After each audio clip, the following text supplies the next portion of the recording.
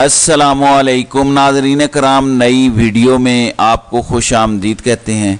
पाकिस्तान की सियासत में इस वक्त एक ज़लज़ला बरपा है। काफ़ी आफ्टर शॉक्स और काफ़ी हलचल महसूस की जा रही है। आइंदा 10 दिन में आपको मज़ीद इर्तिआश आता हुआ दिखाई देगा। पाकिस्तानी सियासत बहुत मुश्किल है, इसमें बैक वक्त कई प्लेयर्स खेल रहे होते हैं और बहुत सारे प्लेयर्स तो नज़र नहीं आते जो खेल रहे होते हैं, और असल में वही खेल होता है जो नज़र नहीं आता और वहाँ तक पहुँचना ही एक फ़न है। बहरहाल चीज़ें बहुत तेज़ी से बदल रही हैं। आइंदा 10 दिनों में आपको ऐसे मनाजिर देखने को मिलेंगे जो आप इस वक्त तसव्वुर भी नहीं कर सकते। ऐसे ऐसे सियासत के कार्ड्स खुलेंगे कि किसी के वहम गुमान में नहीं होगा। उसकी रीज़न ये है कि काफ़ी लोग समझ चुके हैं कि ज़मीनी हक़ाइक़ बिल्कुल मुख्तलिफ हैं जो उनकी तसव्वुराती दुनिया है उससे। इस वक्त सिचुएशन ये है कि साइफर केस ओपन हो चुका और उसका ओपन ट्रायल होगा। कोई सीक्रेट ट्रायल नहीं होगा, कोई जुडिशल कोई जेल ट्रायल नहीं होगा, खुलेआम होगा। इसका हुक्म आ चुका है। इसका हुक्म जैसे ही आया इमरान खान को ये बात पहुंचा दी गई। इस पर इमरान खान ने कहा कि अब वाक़तन इनको खेलने का मज़ा आएगा, क्योंकि अब वो जो खेलेंगे वो पूरी दुनिया देखेगी, पूरा पाकिस्तान देखेगा।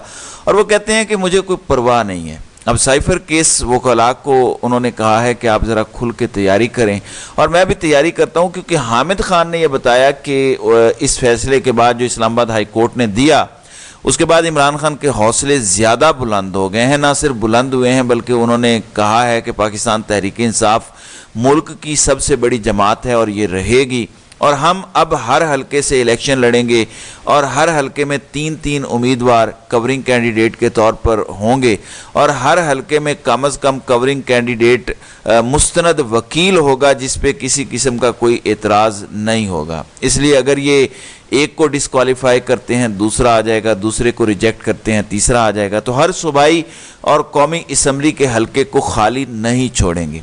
फिर इन्होंने कहा कि अब पाकिस्तान में हम हकीकी जमहूरियत बहाल करवाएंगे, और हाई कोर्ट के हुक्म के ख़िलाफ़ ये जो समाअत हुई है, उन्होंने कहा कि हम खुला ट्रायल ही मांग रहे थे, इसलिए अब हम आगे बढ़ेंगे, क्योंकि ट्रायल कोर्ट के जज अबुल हसनात ने कल मुखातिब होकर तहरीक इंसाफ के वकला को कहा कि आपको तो बहुत बड़ी कामयाबी हासिल हुई है।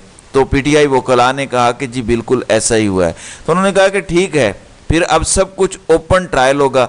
अब साइफर भी ओपन कोर्ट में पढ़ा जाएगा, और साइफर के अंदर छुपे हुए नाम, असल किरदार जिन्होंने ये सारा फसाद पैदा किया, वो नाम भी सामने आ जाएंगे कि वो कौन थे जो अमेरिका को शिकायतें लगा रहे थे और पाकिस्तान के अंदर की खबरें अमेरिकन अथॉरिटीज़ को दे रहे थे। क्योंकि अमेरिकन को भी पता चल चुका है कि ये सारे का सारा एक स्क्रिप्ट तैयार किया गया सिर्फ और सिर्फ एक्सटेंशन के लिए।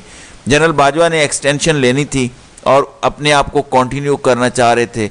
वो लॉलीपॉप दे रहे थे, हर किसी को सब्ज बाग दिखा रहे थे, और सारे का सारा मिस रिपोर्ट किया गया, गलत तस्वीर पेश की गई अमेरिकन के सामने, और उन्हें कहा गया कि इमरान खान आपके लिए मसाइल पैदा कर रहा है, ये हमारे लिए भी मसाइल पैदा कर रहा है, और अवाम में इसकी कोई मकबूलियत नहीं है, इसलिए हम इसको हटाएंगे और जेल डालेंगे और नई हुकूमत आएगी।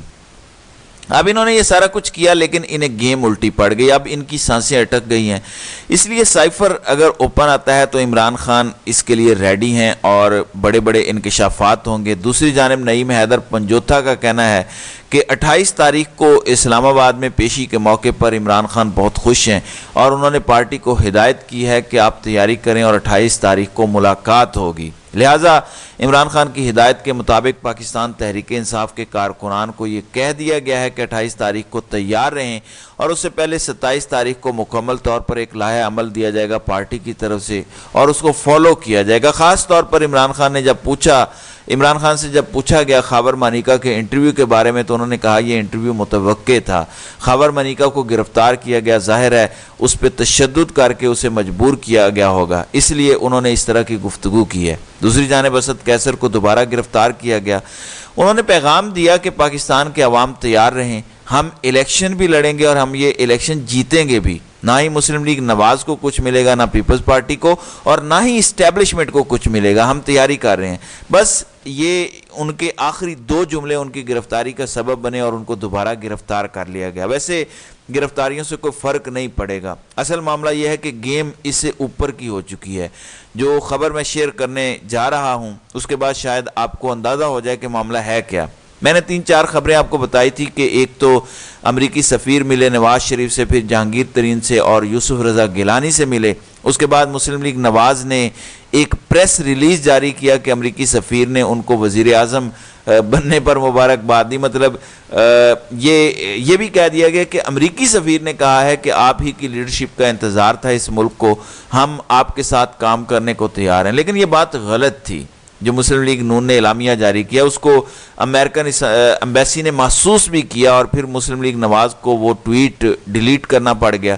اس کے بعد چیزیں کسی اور سمت بڑھنے لگیں۔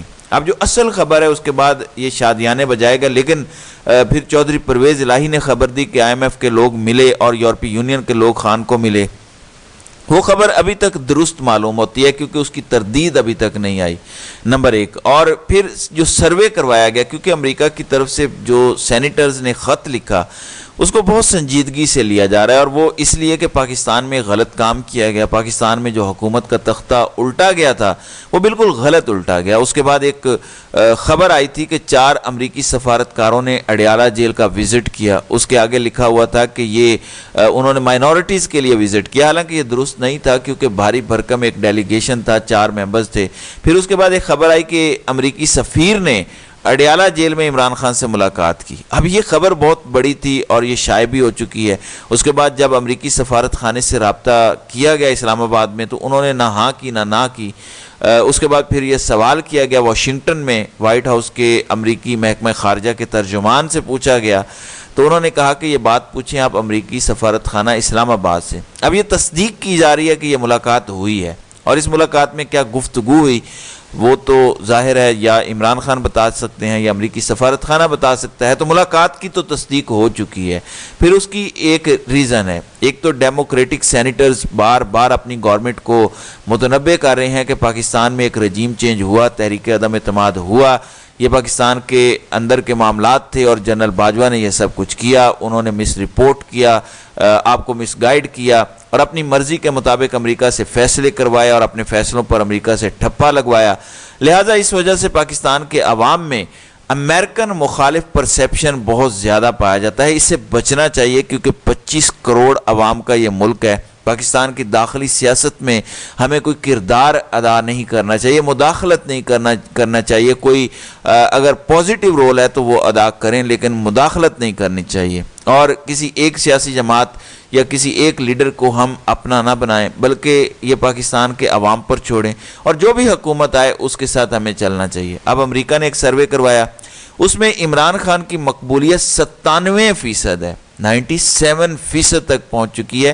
اب یہی رپورٹ انہوں نے امریکن پریزیڈنٹ جو بائیڈن کو بھی بھیجی، اپنے محکمہ خارجہ اور تھنک ٹینکس کو بھی بھیجی ہے کہ اس میں کوئی شبہ نہیں ہے کہ عمران خان کی مقبولیت 97% ہے، اور اس وقت امریکہ کو ضرورت ہے کہ پاکستان سے متعلق اپنی پالیسی چینج کرے اور بلا وجہ کسی ایک ٹوکرے میں اپنے سارے انڈے نہ رکھے۔ ہمیں پاکستان تحریک انصاف کے ساتھ بھی معاملات کو معمول پر لانا چاہیے، اور فری اینڈ فیئر الیکشن اگر ہوتے ہیں تو پاکستان تحریک انصاف کے علاوہ کوئی اور نہیں جیتے گا۔ اس لیے یہ سارے کے سارا معاملہ ریویو کرنا چاہیے، لہٰذا یہ ریویو ہو رہا ہے۔ تو اب یہ بات سامنے آ چکی ہے کہ اصل جھوٹ کوئی اور بول رہا تھا، عمران خان نہیں بول رہے تھے، جیسا کہ نواز شریف نے کہا کہ میں نے آج تک جھوٹ نہیں بولا۔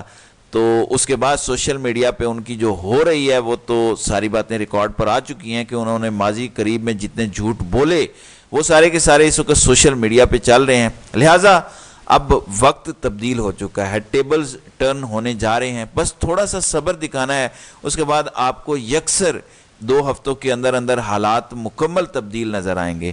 تو ناظرین اکرام، آپ کی اس ویڈیو کے حوالے سے کیا رائے ہے؟ آپ اپنی رائے کا اظہار کامنٹ سیکشن میں ضرور کیجیے گا۔